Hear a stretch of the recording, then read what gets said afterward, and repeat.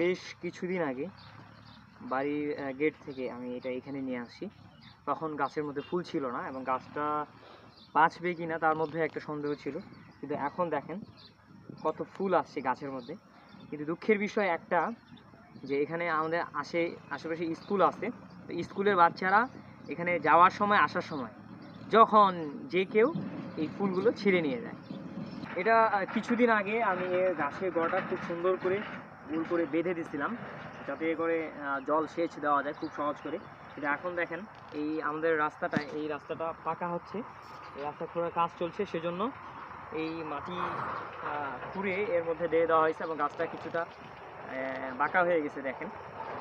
এখন আমি এই কাজটা করব না, কারণ এবার এটা কষ্ট করে ঠিক করলে আবার পরবর্তীতে আবার যে কোনো সময় রাস্তার কাজের জন্য এটা আবার সমস্যা হয়ে যেতে পারে।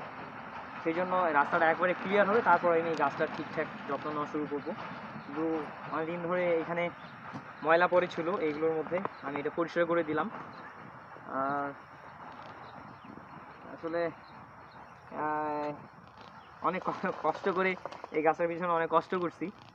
বাসায় এটা অনেক দিন ধরে আমি এই গাছটা পরিচর্যা করছিলাম, কিন্তু এটার অনেক ঝোপঝাড় হয়ে গেছিলো, অনেক ঝোপ হয়ে গেছিলো।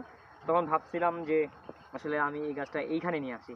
এই চারপাশে ইয়েটা একটু দেখাও, চারপাশে এই যে আমাদের এই দুইটা ব্রিজ, দেখতে পাচ্ছেন, ওই পাশে স্কুল। আর স্কুল থেকে বাচ্চারা যখন বাড়ি আসে বা যখন স্কুল যায় তখনই কিন্তু এই বাচ্চারা এখানে এসে ফুল তুলে নিয়ে যায়।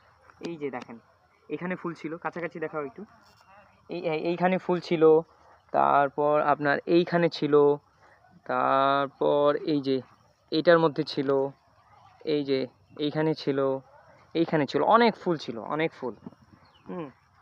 এই যে দেখতে পাচ্ছেন এইগুলো ছোট, এটা এখন এইটা যত দিন যাবে তত এটা থোকা হবে অনেক বড়। যখন এই ফুলটা একটু বড় হয়ে যায় তখন আর বাচ্চাদের লোভ তারা সামলাইতে পারে না, তখন টুক করে আসে, তারা এটা তুলে নিয়ে যায়। কিচ্ছু করার নাই, আসলে বাচ্চা মানুষ, কাকে বকা দিব। সব আমাদের এলাকারই ছেলে পেলে।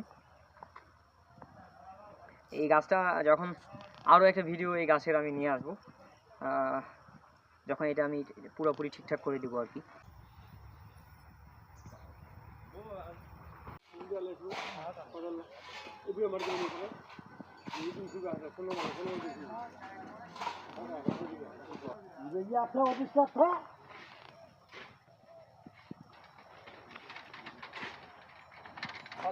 কাজ করবে